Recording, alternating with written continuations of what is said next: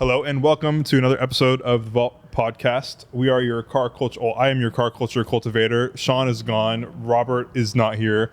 VJ is also not here. But we have a good podcast for you today. And without getting too into it, first off, Julian hasn't been on a podcast in probably probably a year. Years, yeah. So will be great for him and it'll be really fun. But without further ado, how's your week been? My week has been busy. I've worked a lot, and I have a lot of work coming up. But I'm taking 16-day vacation. So I take 2 tours of work off, and I get 16 days. Nice. So I'm going to try to do a whole bunch of car stuff in that time. But in order to make sure I have enough time built up in my work thing, I have to work a bunch before that happens. So I've just been stacking a bunch of overtime. When's the time off come? 2 weeks, week and a half. 2 weeks. So into June somewhere? Into June, yeah. June 14th it starts. Okay. And then I go back to work on June 30th. So I have essentially half the month off. Yeah, nice. Which will be cool. So I'm excited for that. It's been a good week aside from that. How's your guys' week's been?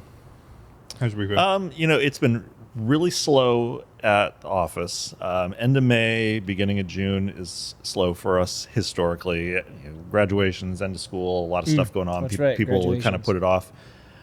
So it's been a slow year, but at least I kind of expected this, whereas the rest of the time that it's been slow, I haven't expected it. So it was okay. I took a couple half days off, did some stuff around the garage, got back to the gym a couple times, which has been nice. I haven't been for a while. Nice. Got a bunch of parts on order for the E32. Which one? The 735. Both are as exciting. Yeah, the as 750 is fine. I haven't done anything to it for a while. It's just been Starts parked. up fine every time I move it. Yeah, no, it's running. Yeah. It's running good. It smells really great inside too. I put new tires on the front. So Looking at that interior before you did your work to it. Didn't think it was gonna get fixed, it still needs some. It's like 70% there. Yeah. So, but you could daily it inside at least. I mean, the exterior. Yeah, if the AC worked, I would be driving it more. Yeah. What'd you end up doing with that little watch that was... I took it off Oh. because it wasn't working anyway. Yeah, okay. I don't understand why a lot of the electrical stuff is not working, so that's something I got to investigate. I think there was a small fire at some point in there. I can see that. Like a blower fire or something, but we'll see. So but anyway, we're going beyond things. So back to the week, That's easy so that's it. Cool. I had a lot of stuff going on. My daughter graduated college last Sunday. I've got a son getting married last Saturday. I got a son getting married this Sunday. So tomorrow's rehearsal, dinner, and then Sunday is wedding. And then last weekend was all focused on the graduation. So after as of Monday, it's back to like normal stuff. So I have not been doing any real car stuff, any heavy duty car stuff. And I did some vacuum lines on the 735 the other day, and a couple of things like that. But yeah, so we'll get back to normal car routine. I haven't even done any video or anything on my YouTube for a while because just so many other things going on. So Yeah. I'll get back at all of that. So they always pop up and I like to click them. yeah, it's been a little while since I've done anything. I feel bad. I always look forward to those. Yeah, I haven't even done an intro on the 735 yet. That's going to be fantastic. I've got the E320 wagon now that I've got to do something on, and then potentially the Z63. So, Yep. Yeah, well, a lot of content in the future then. Yeah. I mean, my week's just been work busy. Nothing really to talk about there. In terms of project updates, the X3, I put 200-ish miles on it this week. I forgot about that. Yeah. I think I acquired it a month ago, maybe a little bit less than a month ago. At some point in May, for sure. And I drove it to my shop, and it was making some unfortunate squealing sounds and all this. It was clunking a lot, and it just seemed kind of sketchy. Coolant was leaking. So I brought it to our friend's shop in Auto House Moraga, and they did a water pump, did a whole bunch of other things. This is the N52? And M54. M54, yeah. Okay. So it's good. I mean, I've been putting some miles on it. I need to get the mold and the cigarette smell out of it. But I don't know. I mean, I like it. It's fun. It's gonna be a good mileage, just to get mileage off my wagon. Yeah. Because that car is nice, and I could tell I mean, it's fine. It could take the mileage fine. I mean, it's a Mercedes. You could do it, but I feel kind of bad like commuting in it to like Napa because I go to Napa every Friday, and I'm like, I don't know. So if I can take a couple 100 miles a week off of it, that'd be great. And also the X3 is it's not exciting, really, but like it's like it's less boring. It's just not boring, you know. I think they're going to get more and more valuable, at least from an attainable standpoint over time. I think their design is really nice. Yeah, like and their size is good. If when it's in good shape, like when the car is in good shape, the design language of an E83 is like very like it's like the original X5. Yeah. It's like very almost timeless in my opinion. Like I really do like the way the X3s look a lot. Like I do like them. And especially with everything getting so big, people are getting attracted to that smaller size again. The dashboard is very simple. Like everything is like it's typical. It's old school BMW where it's only what you need. Yep. And so I need to get a driver's seat, which apparently on E83s you can get E53 seats, you can get E63 seats, which is the 6 Series, E46 seats. All share the same wiring harness. I love that. So apparently, Thank you, BMW. which is great. Apparently E83s had a really, really hard to find and super rare option in comfort seats, which is just like the E38s with comfort seats. And I guess what it is, I was doing some research last night, and an E83 comfort seat is identical to an E38, but it's smaller. Huh. So that's going to be impossible to find. But if I can find those, that'd be amazing. Yeah. Because my driver's seat's shot, the door panels are shot. I mean, the whole car the interior needs a lot of attention, but I want to make it mechanically perfect first. Not perfect, but mechanically, like I could just not have to worry about it ever. And then I'll start working on the cosmetics. The outside cleaned up really nice. The paint looks good. You know what? I didn't do anything. I brought it to a car wash because I didn't have time. Yeah. That's impressive then. I brought it to a car wash and I spent $40 on a hand car wash, and I drove it back. And the reason why it looks good is because they put tire shine all over the plastic. Oh, okay. So I did notice splattered all over the place. Yeah, I did notice the plastic was less faded. Yeah. But I want to get it mechanically sorted, and then I'm going to spend like a day like just cutting it and polishing it and making it look good. And then the interior is going to be the hardest part. I want to take the seats out, shampoo everything. I have a little scent bomb thing. I want to try it to see if that will fix the smoke smell. If that doesn't work, then I have a friend who says he's rented an ozone machine before because I don't have one.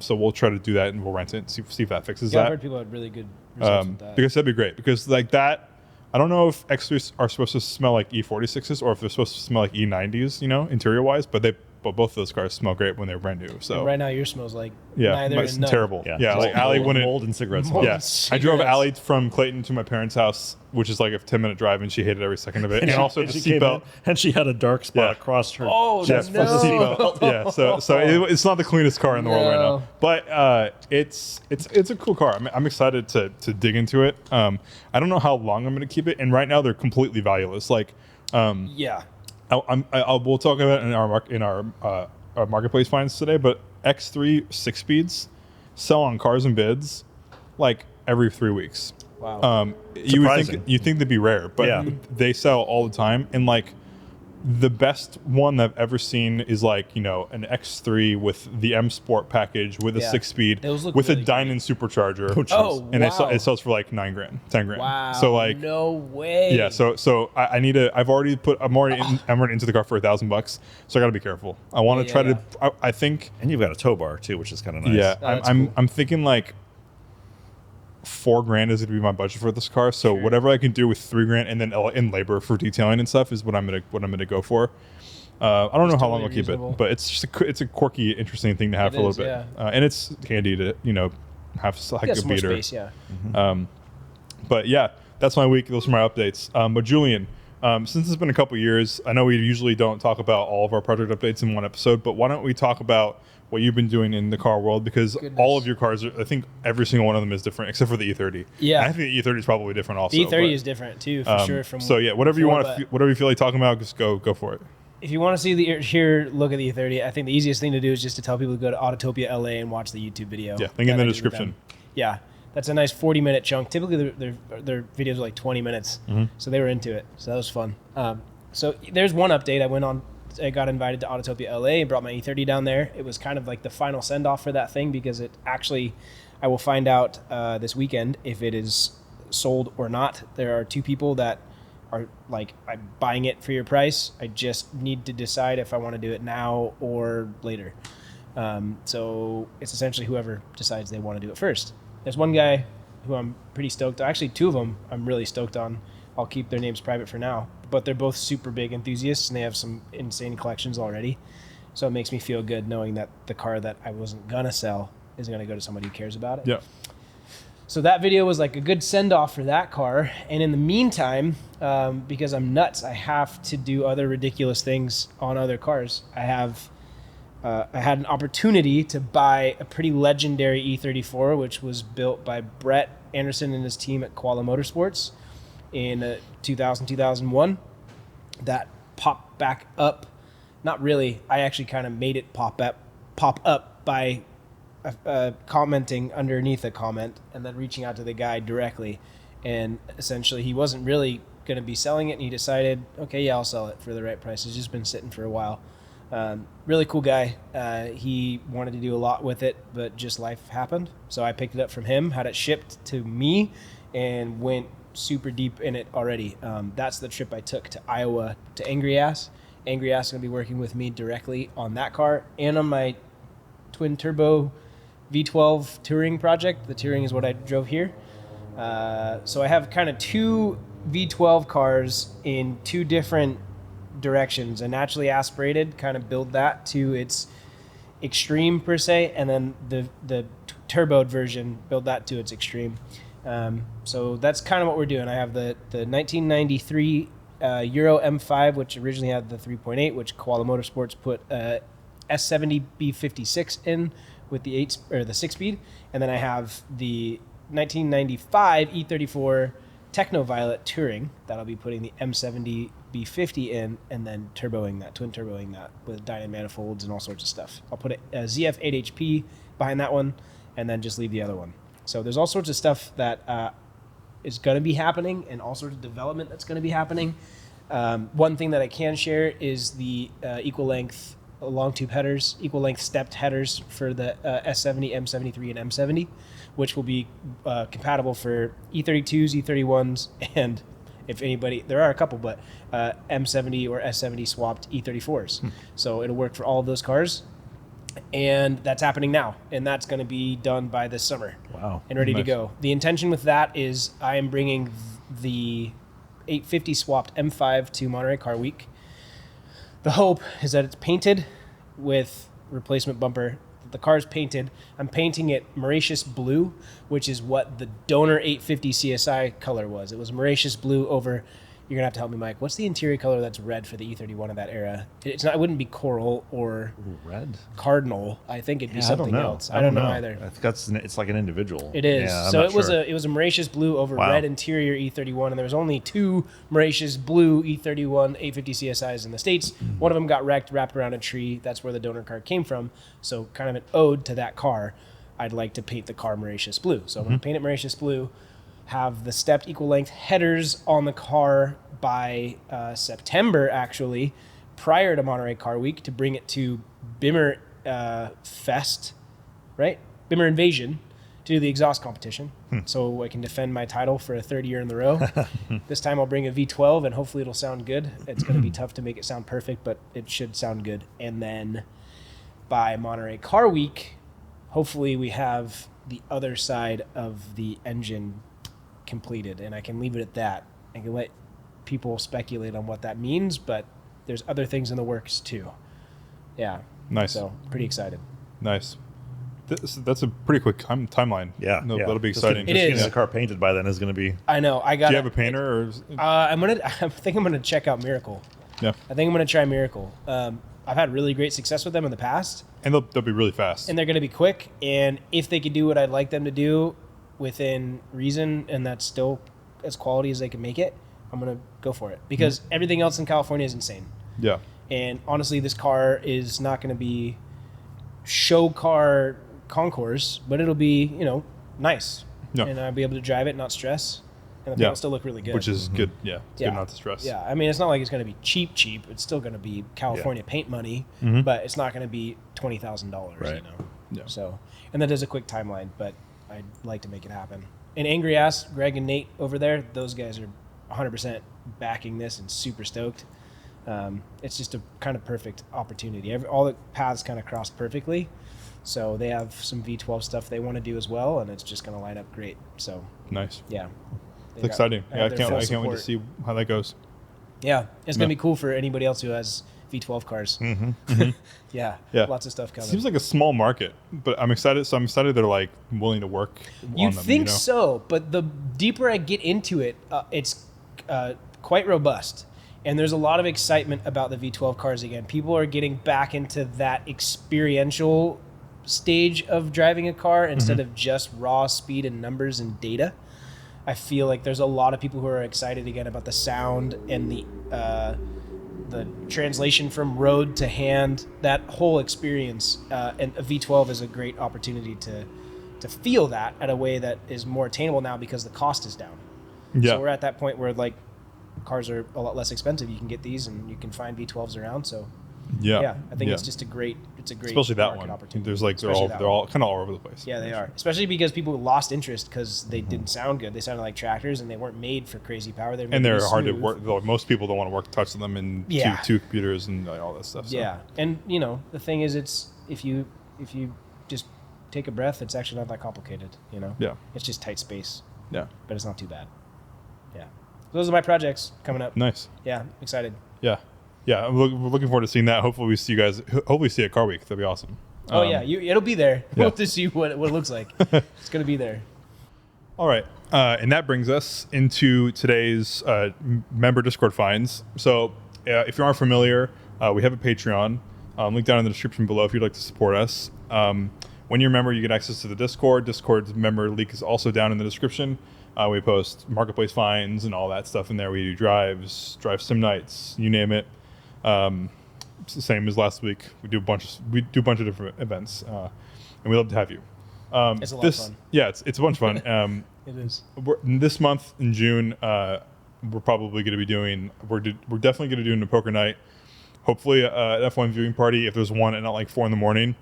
And then we want to do a drive sim night near the end of June. That's at Bishop Ranch now too. Yeah, which is like slightly unfortunate for like most of our members because they're like over here, but like did they close the Concord one? Yeah they are franchising though, but could potentially open another one and put it right back in the same spot. It would work obviously, but if you haven't been to or Shift Arcade now, haven't been there before, you should definitely try it. It's a lot of fun. That's what it's called now? Yeah, it's called Shift Arcade. Okay. It's great. It is a lot of fun. I mean, I wish it was closer because when I was in Concord, I'd be there like every other day. Did you do the league? No, Robert did. Robert did, because I was doing it. Yeah, at that point. I don't like.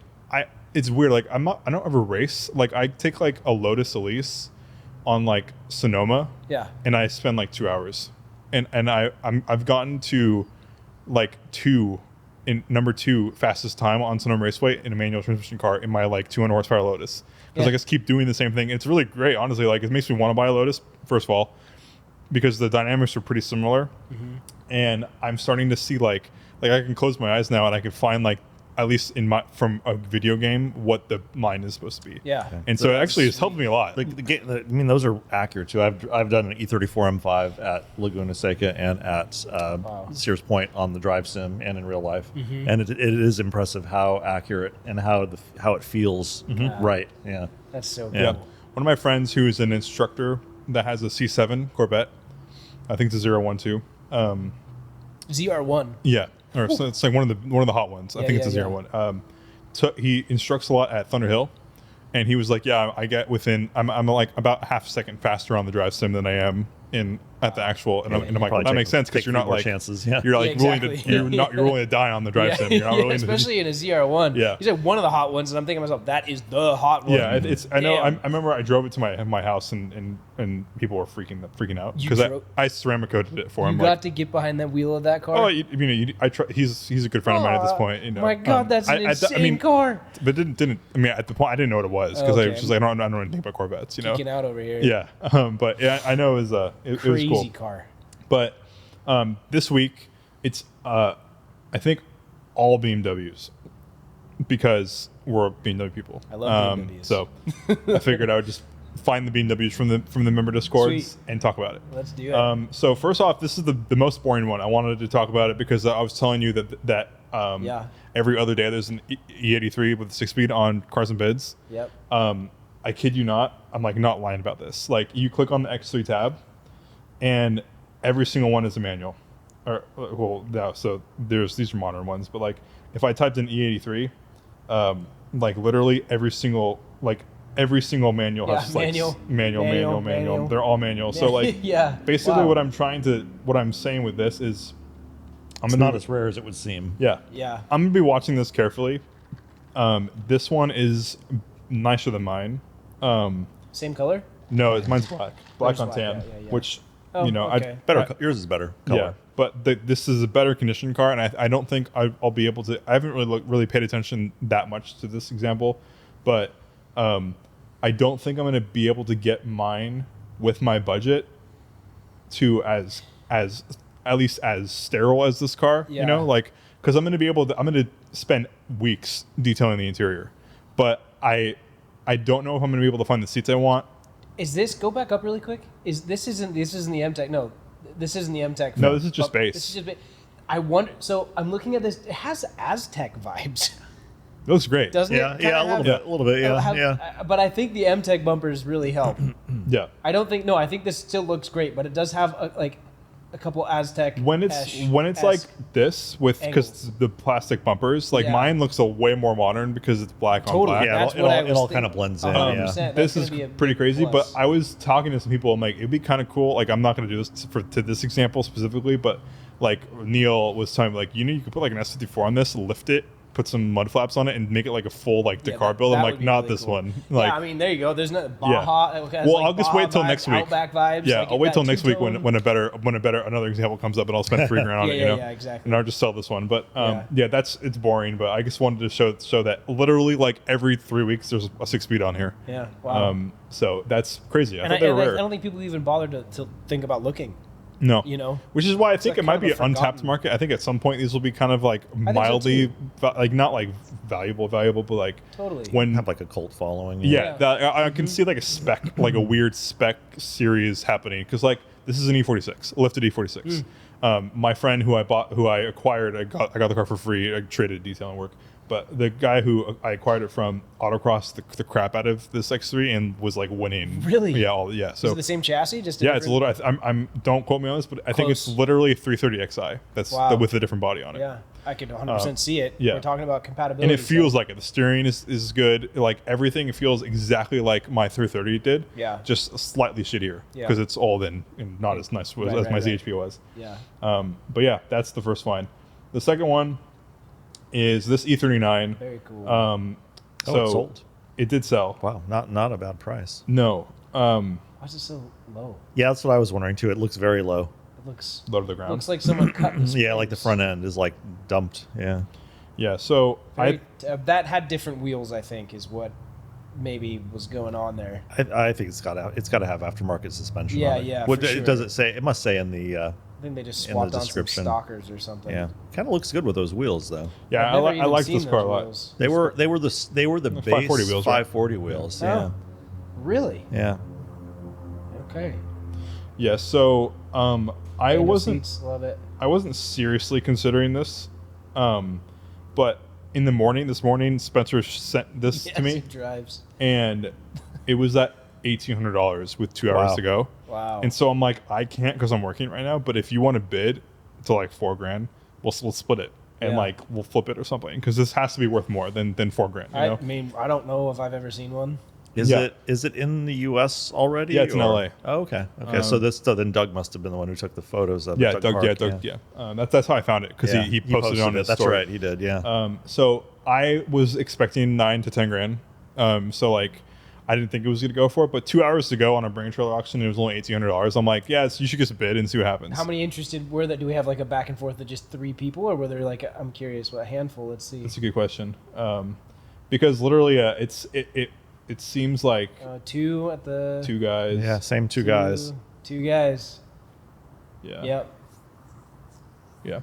Yeah. I mean, like, I don't know. I think the person who buys this car will probably be let down I think this motor is 140 probably, horsepower. Yeah, it's not going to be quick. But heavy it's car, more for the experience. I would love to experience an E39 with a diesel in It's it. going to be like a nicer W140 300 SD. Yeah. Like a nicer driving. Yeah. I mean, I would never import one, but I do question the ride height though too. Yeah. Yeah. It does. I'm not sure. I don't see anything in there. Yeah. See, the one thing I hate about Bring a Trailer that I really appreciate about Cars and Bids is Bring a Trailer is in paragraph format like this. But Yeah. Cars and Bids, if you want to find a modification, it's right there. You know? Yep. Big blocks. So like we could spend like 15 minutes trying to find like if it has springs or not. But Maybe they do it on purpose. So you have to scroll down. Yeah. So. You Yeah. have to read through everything. but comment down below if you guys if you want to read through it and tell us if it has lower end springs or not. But I don't know. I mean, Yeah. So 140 find out and horsepower. comment. Yeah, 140 horsepower. It's not a great. you don't really need experience, it. but- It'd be a better, comfortable driver. Yeah. So speaking of a car that probably would be more of an exhilarating experience Oh, than a God, slow what experience. So perfection. Yeah. So we all. That is just glorious. Yeah. Someone explain that. I mean, I know. You guys probably know the story better than I do. But like, why don't we go through this car? This car is like a kind of a special like build that kind of set Yeah. the standard for like 1 series modification stuff for like a long time. I know that this guy bought it with 20-something thousand miles as a 135, pretty much stock, and then was pushing it, didn't like the heat soak issues that were inherent in the N54. The 135 was like an awesome chassis. Everybody loves it. It really does drive incredible, and it handles incredible. Its capability on the track is insane, but it suffered from a lot of heat soak stuff. So you'd see a lot of the guys who do the 1M conversion would do a bunch of oil coolers and all this other crazy stuff. And he just decided, I guess, with Performance Technic, he was talking back and forth, like, how can we make this better, keeping the balance? And then they decided to do the S65. So the S65 swapped it, Performance Technic did, and did the 1M conversion. And from the listing here, because I read it intimately. I'm very interested in this car. However, I will not be able to buy it, but I'm still interested in it. They had that engine in there until 2015, and he had a stroker, Dynan 4.6 stroker in his E90X M3. Took that out, put that in here, and then recently they barred it. So in 2025, they got it to pass they got a bar sticker for the car. So I wonder how hard that is. I mean, it has such a thing. If it's just an E92 in their it's standard now, or- essentially I an think E92. if you Yeah, just swap everything over, that's what they did. It's an E92 on a 1 series chassis. Like The steering wheel is it's awesome, all too. the running gear. It's the entire drivetrain, including the diff, the rear end. It's all E90X stuff, but with all 1M stuff tied in. So it's about as real to the spirit of the 1M that a lot of people wanted, kind of right there in front of you, because many people didn't like that the motor didn't have the S denomination. It was the N. It was the standard production Yep. engine. They didn't have a special engine. Well, this kind of solves that problem. And my God, does it sound good? It looks good. It handles incredible.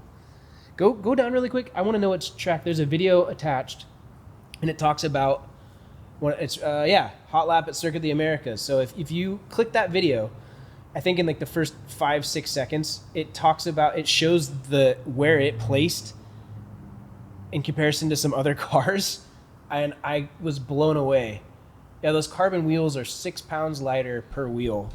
Yeah, when this car was being built, I think I wasn't driving yet. Yeah, I think that's right. And my dream modern car, the car I really, really wanted was a 1M Yeah. or a 335 Yep. IS. Yep. When they had the IS designation with like 20 extra horsepower or whatever. Yep. And so when they were building this, I was freaked out. Like Oh, I totally. would like this was like the craziest thing in the still world. freaking I was out. also working. I was working for them washing cars when this was happening. Oh, sweet. For like $10 a car or something. And so I didn't watch the build, but like I was. Here we it was, go. You know, I Pause was- that real quick. Wow, it's right behind the Porsche 918. Like by not even 2, by just over a second. Yeah, yeah. So this car is crazy. I think it should be worth a bunch of money. Yeah. I mean, I What don't do you think? I have a number in my head of what I think it's going to go for. I'm curious. I have no idea. It needs to go. It has to go to someone that will be buying it for track purposes, I think, because this is not going to be driven around town much. Yeah, it's got 4-way adjustable O-lens that apparently I personally think incredibly uncomfortable to drive around the street. people are going to cross-shop this with like a GT3, GT3 RS. So like 130 or 140 maybe. I think intrinsically, for the experience and the drive, the track day drive, I think it should be like low hundreds. Yeah. But I don't know. I mean, it's one series, so that might hurt it, because like a 135, even an S65 powered 135 that isn't this set up, maybe like probably 50, 60, like not much more than a 1M. Yeah. But I mean, this one's special. So It what is. do you think? What are you thinking? Just the number of I think you kind of nailed it because it's a 135. There's going to be it's that weird kind of intersection of a market where it's not an actual 1M converted. It's a 135i converted to a 1M converted to a S65. Yeah, so a lot of stuff. So it's like and it's like race car. I mean, it has AC and it has radio, but it's like race car. It's really pushed a little bit over the edge for So- someone to drive it on the street. Exactly. I think it's going to be a particular type of person, which will make the market kind of tough. I think 75 to 85, personally. That's probably more accurate. And I just think I'm going crazy with the 100. But if it plus. had like different seats and maybe less harsh suspension and just a couple more comfort things, it might have been a broader market. But I don't know. Honestly, Maybe I'm wrong. I think if it was the press release orange 1M color with 1M wheels, Yep. a 1M interior, and an S65, I Yep. bet it would go for like $100,000+ I just can for for someone to add sure to see a that. collection, like BMW, like like what you were saying, the 1M that everyone wanted kind of Yeah. thing. That would go Totally. crathis is just straight race car. It's gonna be hard. Totally. It's gonna be hard to sell. What do you think, Mike? I have no idea. 'Cause Yeah, you- I really don't know. This is way out of my market. Because you compared it to the GT3. You said GT3, right? Yeah, I Yeah, mean, if it's yeah. going as fast as a 918, I Right. feel like Yeah. people are cross shopping with like GT3 But like you look at a RSs, GT3 and like who's buying that? It's still a super comfortable car. Right. Yeah. You know what I mean? Like they're buying I it would to be I would rather have a GT3. Yeah. It's, Yeah, I mean, this no just knock looks to this uncomfortable. car Yeah, at all, but it's just This car just looks uncomfortable. Yeah. It looks. Yeah. I mean, I wouldn't buy it as is because it's not streetable. I mean, it is, but it's not to me. right, I and would- that's Same dash as the X3. Yeah. Literally the same dash. yeah, same. So dash, so then I wonder if you could put a V8 in the X3. Yeah, you definitely probably could. And it'd probably midship oh no, too let's because not get ideas. the engine goes like really far back into the end. It'd probably be like some crazy like mid-engine. Yeah. I'm not spending money on this car, but like that is interesting. I mean, I want this car And as much as What's anything. that? There's an E23 on the. Where? It was on the yeah, side. it's original owner. I was okay, following okay. this one. It's on the right. It's US up higher. spec car. Yeah, Where it's is it? an original owner E23. E23. It's. I'm looking for I it. was following this. It's on the far. There it is, There it right is. there. Well, that's a lot of money. 11.5. It's got on TRXs. Mhm. That's a lot of money Engine for that. 15 The interior's hours. really nice, Colorado too. Springs. Nice color combo. Yeah, Yeah, but I don't know. I think it's 80 something thousand miles, right? 90. 90. $11,000. Considering what your last one went for, it doesn't seem like this should be. Yeah, I know. But- Well, that was What'd your really one go? my black one went for 11, but that Yeah. was an anomaly, I think, because there was a basic white on tan US car that sold the week before for 22. Yeah. It's like it made no sense to me. What day that did guy still checks back in with me. He's What day did the auction end? Do you remember? it was a bad day. I think it was a Saturday. It was like a It's crazy. mid-afternoon It's on Saturday. crazy how much that actually. Yeah. Oh, it for found sure does. effect. Yeah. I think Mon- lunch breaks actually are great. Yeah, Because people are Monday, like, midday. I gotta like get this going. I have Yeah. a meeting in 20 minutes. Midday Monday is Get me perfect. through the day. I can spot a car. You People know. get hyped on the weekend. Yeah. They go to work, and all they Yeah. think about while they're at work on that Monday gonna is I bid on want to this buy this car. car. At first, I thought that would hurt the auction, but it doesn't. No. it definitely Yeah. doesn't. Yeah, I But want yeah. this car. Yeah, it's. I mean, I don't know. I want this car too. I want everything. But So this is Oh. the next find. We have two more. Matty Matt's special. Yeah. So I saw someone. I think I saw you posted or someone posted. Yeah, I think it was- I posted this one up. I said it's made its appearance again, and Yeah. it has So what's the story on this one? in all of its multicolored glory. It's like and I said this before we started, but it is.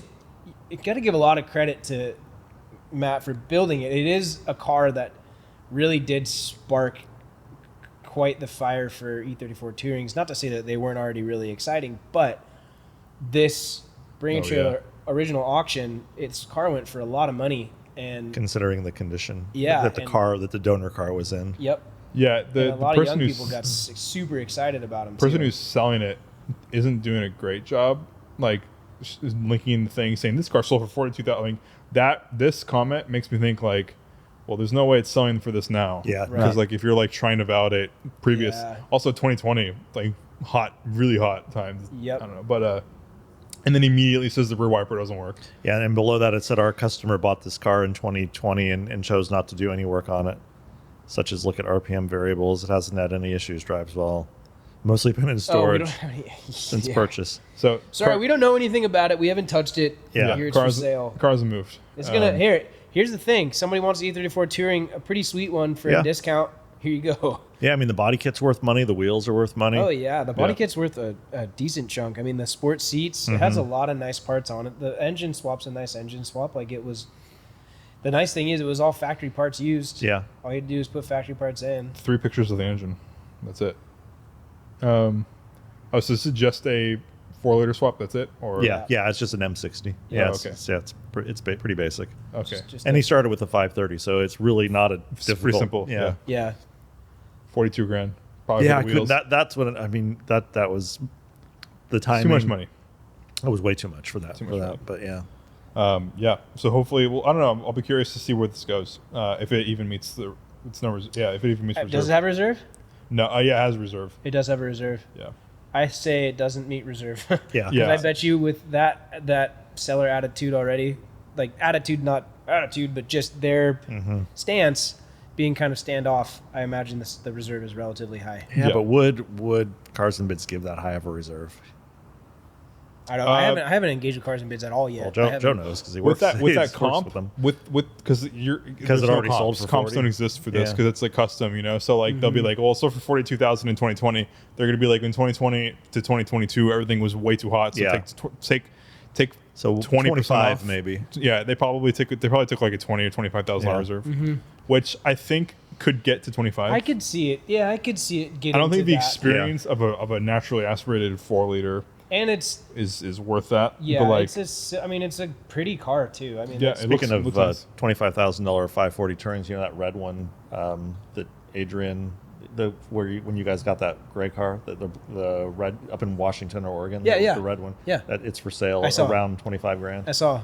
Yeah, Yeah. Ivan was trying to buy it, and I Yeah. was really, really pushing him to Yeah, buy I wonder it. what happened, I yeah. set up everything, so all he had to do was just call this dealership. I was like, Ivan, buy this Yeah. car. Yeah, The guy who owned it he put tons of money into that thing, and it's a Euro import automatic 540i Touring, red over black interior with a bunch of sport options from the factory. yeah, Nice. Yeah, it was a It's cool, so cool looking nice. Yeah. That's when we picked up that other Euro import Yeah. car. That was, I mean, I've longed for that car myself, but that's one of those ones you can't really swap. I kind of wish I bought the black one that you guys brought down, and I was really interested in it. But when I went and drove it, and after driving it, I'm like, okay, it needs some work, but it's pretty cool. And I love the backstory with the F1 ownership and Super everything. cool, yeah. And I asked Adrian, well, what do you guys want for it? He's like, we're thinking about 30. I'm like, oh, Yeah, I was thinking more like half that. So, Yeah. so that's all right. that's the thing. But that's what it ended it up just- selling for. It ended up selling for like 16. Yeah, So I'm like, I I could have know. bought Well, it. Bring a Trailer 2 years ago. Bring a Trailer kind of the way those photos were presented. I really think presentation matters. And there were like 2 good photos, and then immediately damaged photo, 2 good photos. So like as the person's scrolling through these things, yeah, this like, sort of get like they're like hey, I don't know right about off this. the bat. Yeah. they're seeing. It's just the way that it's presented Yeah. really does make a difference. And unfortunately, that one kind of didn't work out great. Yeah. It did need work too. Yeah, so it did. No, it needed paint and PDR and upholstery. I mean, it needed. someone got a Yeah. decent deal for it. And it went back to after he went through all the work to get California registration. It went back to Washington. I know. Yeah, I know. Well, And then the last find, it's I think another E34. Yeah, this is interesting. Yeah. So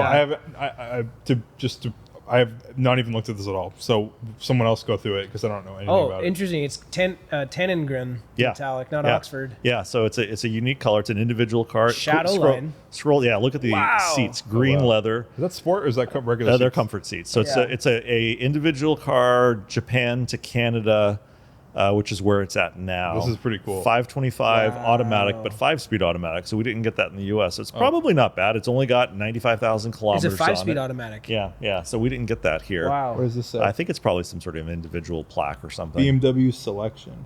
Yeah. Designed for BMW Motorsport. I bet. I wonder if that M badge came with the car. I wonder if that was part of this package because Japan had some weird packages like that. I wonder what rear but if diff you- it has. If you go down a Ooh, bit, That color's actually really cool. it's It a almost pretty has color, but it's a blues. little bit crusty underneath. Oh, is it? Yeah.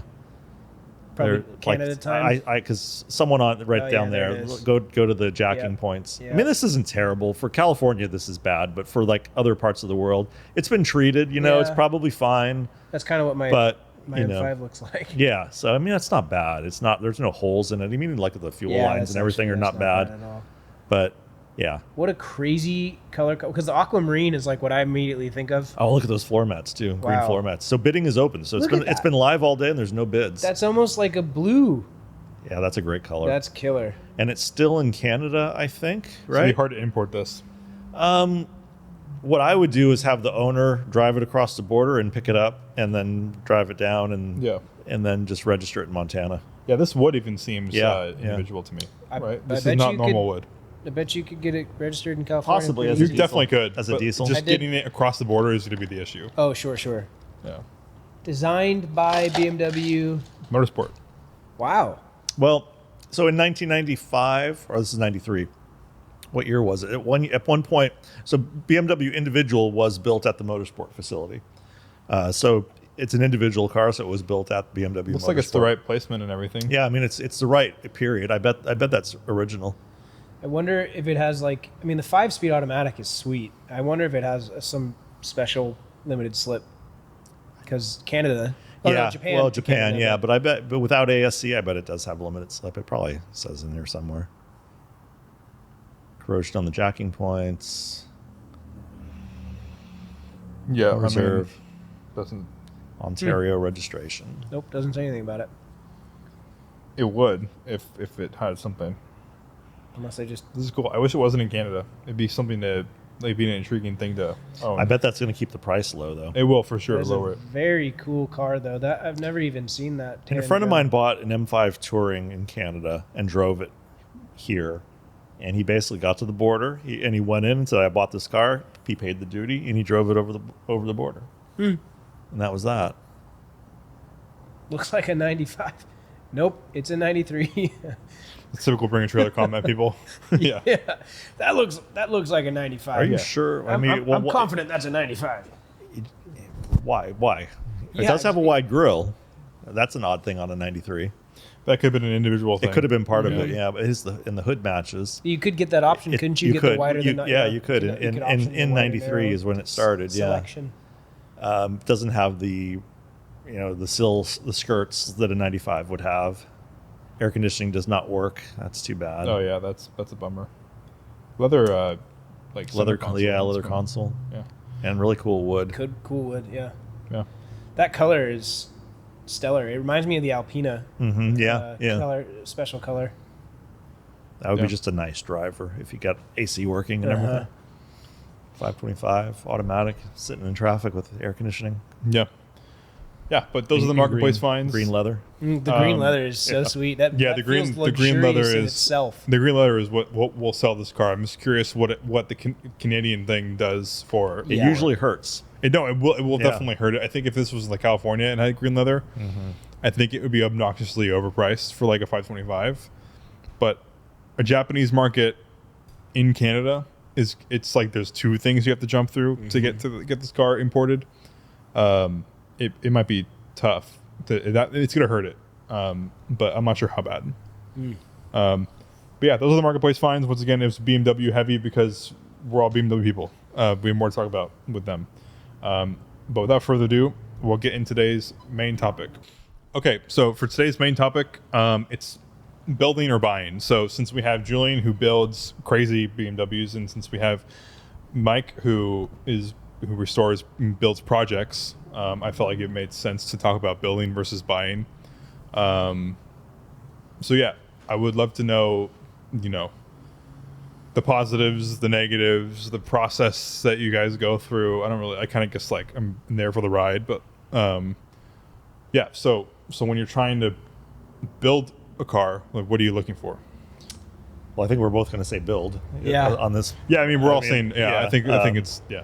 It's just I think you're looking for, catchy the title. right car to start with.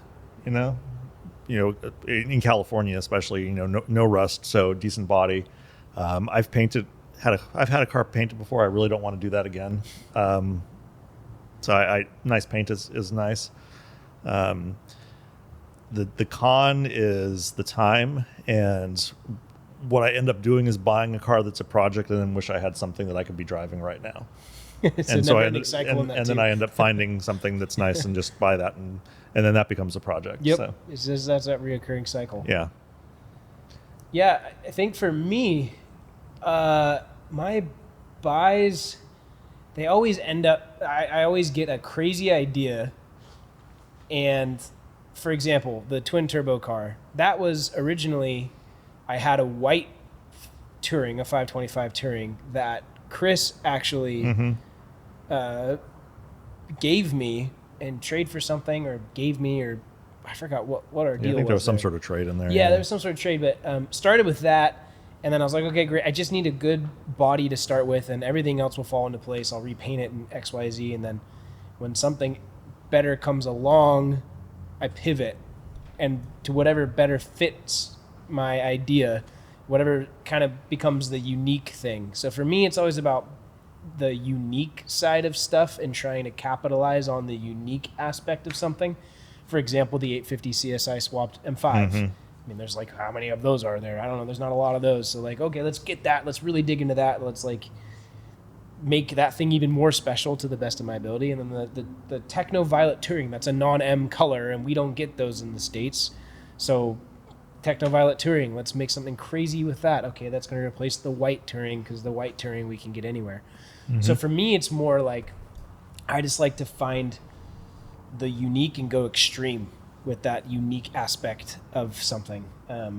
Because I always take it, yours is oftentimes bringing something to factory and then factory And plus. then plus, yeah. Making it nicer than it was when Right. you would have bought it. And I like modifying something in a way that maybe some crazy engineer at BMW Motorsport Factory was like, oh, I wonder if we had the budget to do this with that, let's make something. I wonder how this chassis would feel with it inside it. Like that's kind of I always try to do stuff that BMW maybe wanted to do, or someone had a crazy idea, or Right. just see what happens. Like throw a couple of different pieces together and see what the outcome is. And sometimes it doesn't work.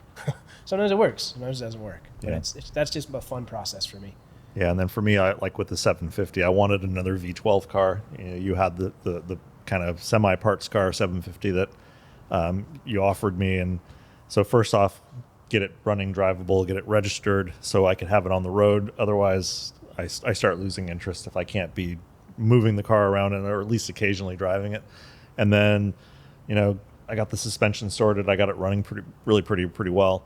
And then the 735 came up in just a phenomenal spec, color combo, just really nice colors. cosmetic condition, but it is from a lot of deferred maintenance. So I'm going through the suspension on that car.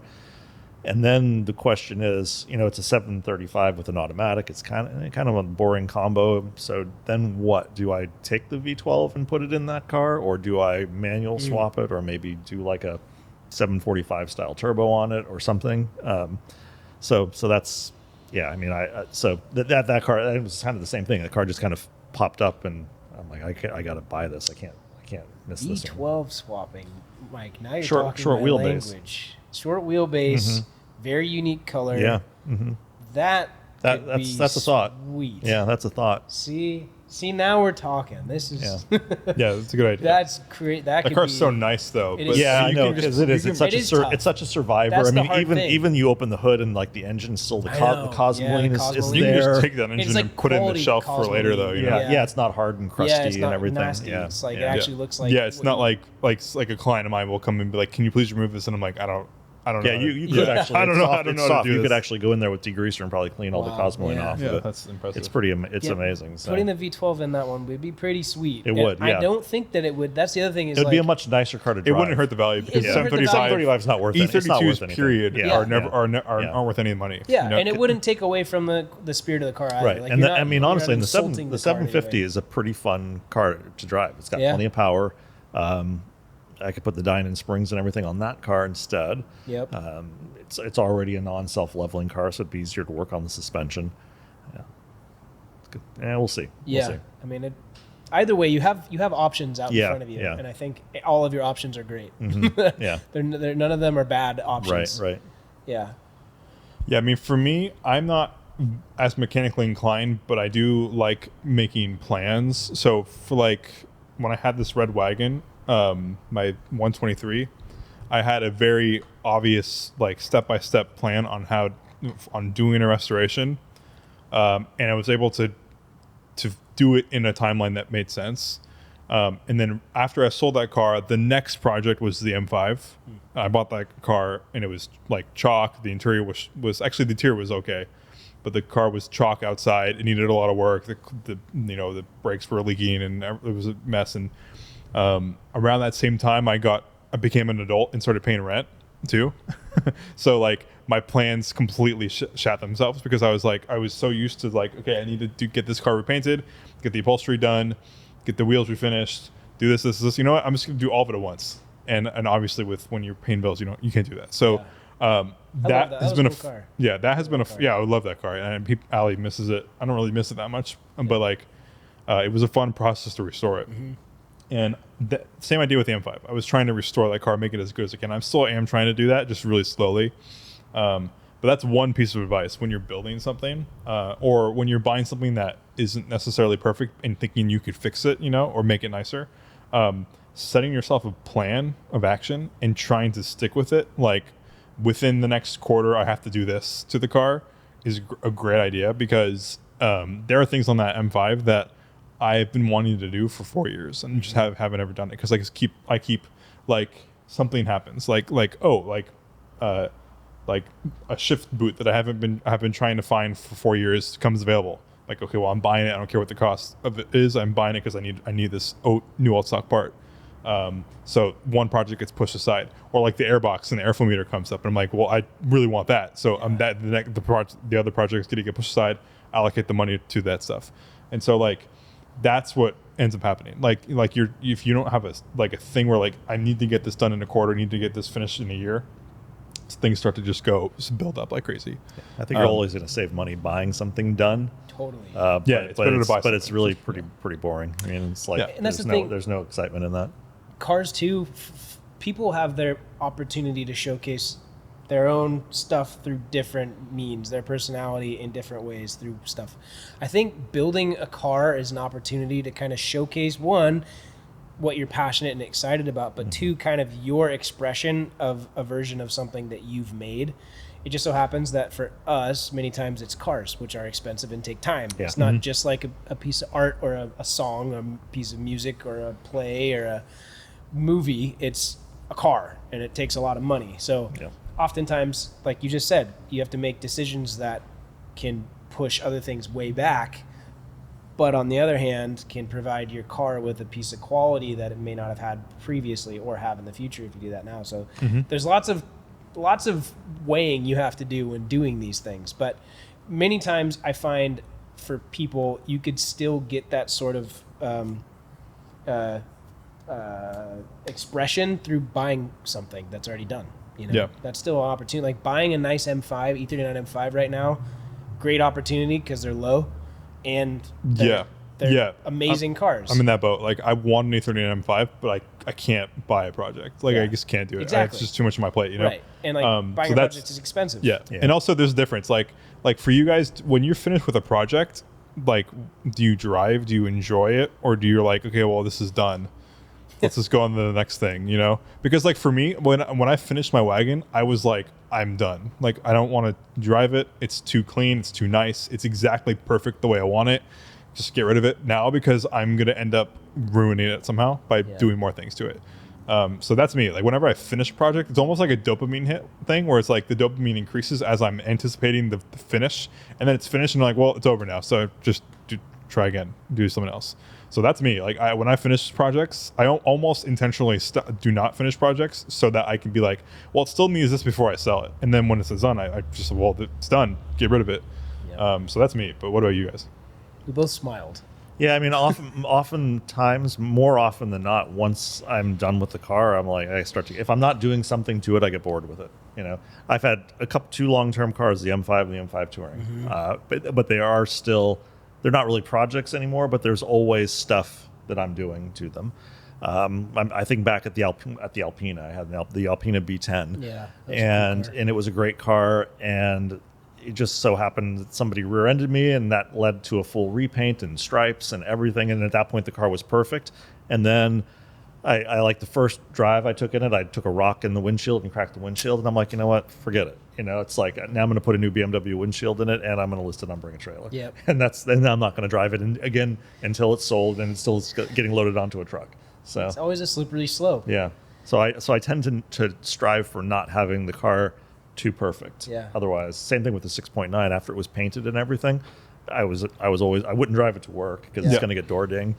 I wouldn't drive it to the store. So it's like my drives had to be, okay, I'm going to take it to Cars and Coffee. I'm going to take it on maybe a Breakfast Club rally. But it's like, it's just not enough to keep it around, you know. And I think that goes with, like, earlier I talked about the paint job, doing, you know, a paint job that's nice, but I don't have to stress every time about driving. And I think for me, my builds take a long time because I'm always revising, and maybe I'm constantly revising them for the same reason you brought up. It's like it's the anticipation of that next step. And you also almost seems like almost always you accidentally find a gold mine of like amazing like new old stock unobtainium turbo parts, and we're like, well, I'm just redo the whole build now because I have this all this stuff. Because like that your E30 has gone through a bunch of different renditions. Yes, you know? it has. And it almost feels like it's been you accidentally bumped, or with a lot of work, I'm not sure either way, but you bumped into or researched specific exact things you want, and you're just like constantly evolving it. Well, my brain is always thinking of 15 different things I could do, and then I'm on the internet searching for any types of stuff like that, and then if I find a vein, I follow it and I see where it takes me. And then like I weigh the pros and cons of like, okay, well, if I go through these Dyna manifolds, like what does that mean for this and that? Okay, that would actually work. Okay, these fit in that. Okay, let's do it. Let's dive in. Like, and that happened with the supercharger for my E30. I wanted to turbo it. I was going to do a rear-mounted turbo. That's a bunch of custom stuff. Well, then I found my buddy had a supercharger on his E39 540, and he's like, hey, I'm going to be parting this 540. Like, do you have any interest in the supercharger? And I was like, I wonder if the supercharger will fit the E30. Did measurements, it fit. Okay, I committed, I bought it, and then I supercharged my E30. And the next step with that was going to be air-to-water intercooling it. Like, it had more renditions coming. Isn't there still an X5 with a supercharger in Moraga? Yes. The silver one, right? Yep. Yeah. Okay. Yep. And with a 4.6. Jeremy was saying I should buy the car, take the engine, put it in the X3. He was saying, you want to buy this too? I'm like, no, not this car. This car isn't the one. I'm like, that would be really a nice engine in an E34 wagon, though. That was the plan. Yeah. At one point, there was a plan there. I mean, that car too. We were looking at that and it was like, Adrian wanted to repair it. Mm-hmm. Yeah. But then looked further into it and it was bad. The whole subframe was destroyed. Something got sucked. Something got run over and then pulled through the base of the car. Wow. So it just took everything in its path with it. But yes, there's a supercharged 4.6. Yeah. 4.6 is a fantastic and that's kind of where I was leading, is like sometimes these things just kind of pop up and and like they get sick of having a car sitting around and they're like, hey, do you want this for dirt cheap? And I'm like, I wasn't really looking for this and it's not really the right time to buy this, but I can't pass this up because whatever I do with it, it's gonna be a cool car. It's gonna be great. And I think that's also really unique to our area, is we're in such a focused, high quantity of rare, crazy enthusiast stuff in the Bay Area. We're lucky in that. So if you just take any time at all to pay attention, stuff will pop up. Yeah. And if you're in the position where you can take advantage of that and then do something with it, then more power to you. Yeah. I think oftentimes people don't. They don't have the time, or they don't know how to start. Experience, they don't know how to start looking into things. They don't dive in. Yeah. But the best thing to do is just dive in.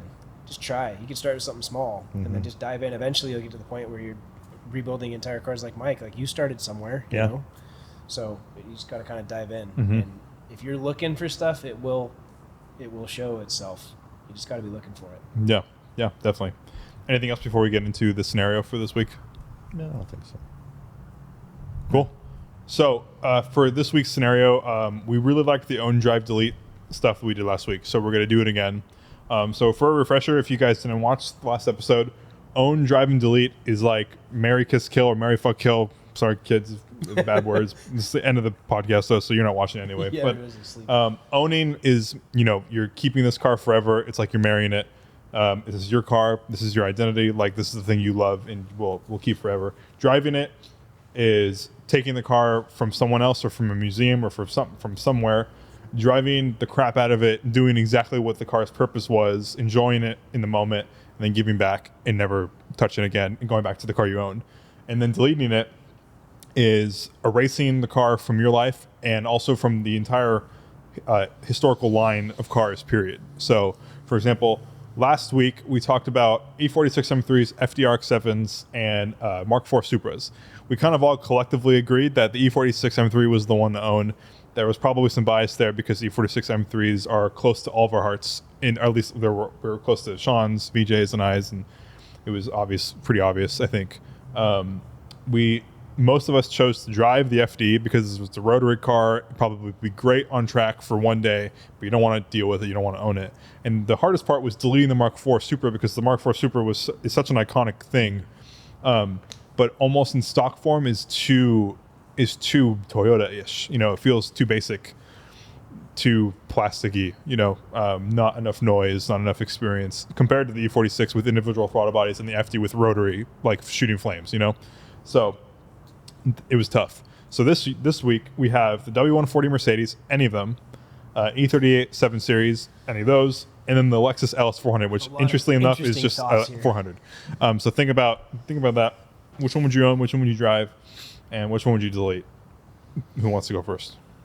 I think there's so many aspects. Yeah, no. You don't have to go through the list. Just start talking. I was thinking. So my first thought, because I like the German cars, is I'm going to delete the Lexus. That seems like the easiest one to get rid of. It would not bother me at all.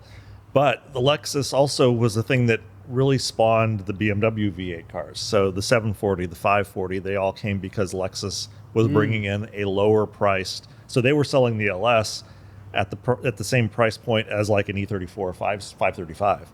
And the BMW dealers at the time were saying, hey, we need something to compete with this, or a 735, which was, nothing performance-wise compared to that. But I still think, would those cars have come either regardless? I don't know. I don't really care so much about the BMW V8s anyway for those cars, so I would still delete the Lexus.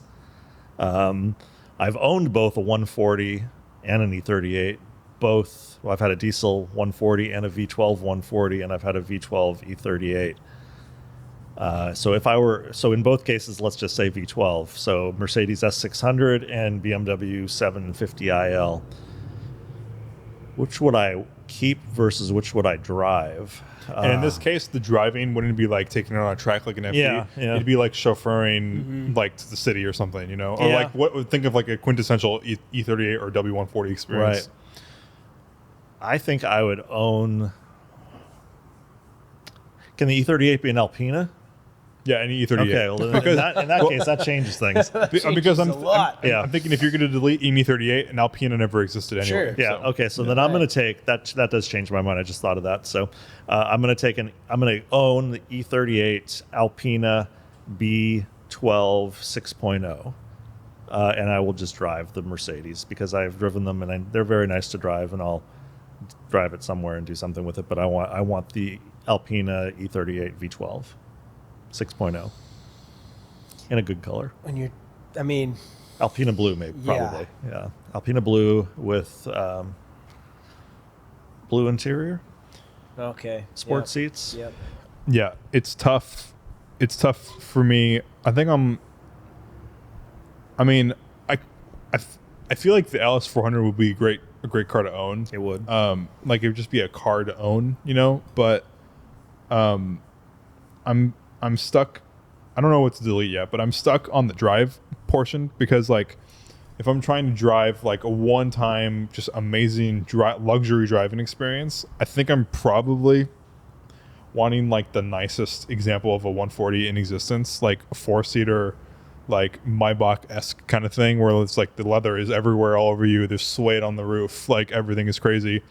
I think an E38 is too sporty no matter what trim you have, and too dynamic feeling to really experience the full luxury of the car. So I also think the E38 probably might be easier to work on. I don't know. That might just be me, but just from like a V12 W140 experience, I feel like those are usually considered nightmares. And I'm sure the 750s are probably also. Yeah. But I don't know. I feel like they're probably, I don't know. Or if you remember the ones I had, the 750 that I bought, we bought because it had issues. Yeah. And I got it cheap, and the shop that had it for over a year couldn't figure out what the issues were. Yeah. The 140 was bought with a for sale sign on the side of the road, and it drove. And I did a bunch of work to it, and it drove fine from the beginning, and it still drove just fine afterwards. Maintenance made no difference to it. So yeah. I'm conflicted with the deleting. I don't want to delete the LS because I think it's such a cool car, but it's too basic in terms of the other two. So I think I'm gonna delete the LS, unfortunately, and then I think driving an E38 is more interesting than driving a 140. So I think I'll own the 140 and drive the E38. See, I think if we said all these cars were V8s, it would be a harder selection. Totally. Probably. To hindsight. I'm thinking of the cultural side of things. Like the E38 7 Series is the transporter, and also politically, like they had the bulletproof cars, so it probably would change the history of the world because there were assassination attempts I've seen. I think Mercedes. I think you got a. Do they have bulletproof versions? 140. Well, I'm sure they did. That's the joke that Princess Diana died in the 140 because the supercar wasn't a bulletproof car, or whatever. Right. Fair. Yep. They probably all had bulletproof options. I'm sure. I'm sure they did. I'm sure. To the right people. To the right people, of course. The LS400 was the 1UZ, right? And I think that block, I mean, if you think about the performance side of stuff, the single overhead cam M73 V12, it was nothing special. It was smooth. Then Alpina made that, you mentioned the 6-liter. I mean, that's what they had to do. They had to, either it was the 5.6 or it was the 6-liter. And that's what they did to make it more engaging and exciting. And even that, it was just power. At that point, it was horsepower and torque. The W140 Mercedes, you have the M120 dual overhead cam V12. I mean, that's the video everyone in the world has seen of the equal length headers in the tunnel. Yeah. So from an excitement standpoint, cultural standpoint, and like what it did for the performance world, they all need to exist for different reasons. It's really hard in my mind to delete them. Like that one UZ block, I think they hold like 2,000 horsepower on the block. Yeah, no 8 Lexus, Yeah, it was some crazy like that. I remember some Australian company I saw a post about a 1UZ. So I'm sure that pushed a whole bunch of performance stuff forever. But I don't think I would ever own one. I don't necessarily, that's just not my wheelhouse. Lexus drivetrains and engines, I'm not, if I'm doing it, it's BMW stuff. So I think I would agree on the delete for the Lexus LS 400. And again, it might be different if they were all V8s. Yeah. Probably not. If anything, I would just delete the Mercedes for the V8. But then again, I haven't had many experiences with them, so it's tough. That's the same V8 as the 500D. Oh, is it? Yeah. I think honestly, if it was all V8s, I think I would probably quickly delete, I would drive the E30. I'd probably own the 140, which is different. Swapped. I don't know. I don't know. It's tough. It's similar. I think I would drive the W140 and I would own the E38 7 Series and I would do an Alpina as well. Yeah. And I think I would do the 5.6 just because the stroke of the 6-liter scares me. Yeah, that's true. That's probably a good thought. I'm just thinking rarity. Oh, sure. I know. And I think part of it is we've probably, you guys have probably never driven an LS400. I've driven a few and they're very nice. They're Very nice. I did a valet Yeah. for a short time. I was a valet Okay. at Casa Arenda, and I do remember getting in one, and Like an inside, early- yeah. I remember It them feels just old, being old money in there. Yeah. I mean, I've Old never money. driven one, but I've detailed a few of them. so plush. But kind of boring. Boring, yeah, Yeah. of course, because Yeah. it was just like 90s. Like it reminded me I mean, of an Acura Both Legend. Both the 140 and just the box out of the box stock 750 IL they're surprisingly quick for they're V12s. I mean 400 horsepower or 300 and something. But I drove an E38 750 IL before I bought my 735. It's for sale, still for sale in Pleasant Hill. And I'm like, man, this is a quick car for just a stock big sedan. It's and my 140 was fast. I mean, Yeah. I think if 400 horsepower, just bone stock. It's crazy. Yeah, pretty insane. Yeah. I mean, you do have the 5-speed, and it's the 5.3 M73, so you're getting a bit more liters there, and then the 5-speed helps Yeah. a ton. Whereas everybody's really used to the 4-speed high in that V12. So, yeah, I agree. Also, the E38 is a really fantastic looking car. Yeah, it I is. think of the three there, the E38 is It's the best looking. Yeah, I think so too. yeah. Yeah. So that's where I'm at too. I think I'm at delete Lexus, so we're all in agreement there. But then I think I'm gonna be own the E38 as well and drive the W140. Yep. Nice. Yeah. Yeah. Well, comment down below what you guys would choose. I have a feeling most people are going to delete the LS400, but I think it's because most of our people are German people. So Yeah. I'm curious if you didn't delete the LS400, tell us why in the comments, because I'm interested to see what your rationale is. But I think that'll do it, unless we have anything else we want to talk about. Nope. Yeah. All right. We'll see you on another episode next week. Thanks for having me again. Yeah, of course. Thanks for coming. Yeah, appreciate it. That's fun. Yeah. Thanks. Take care. Bye bye.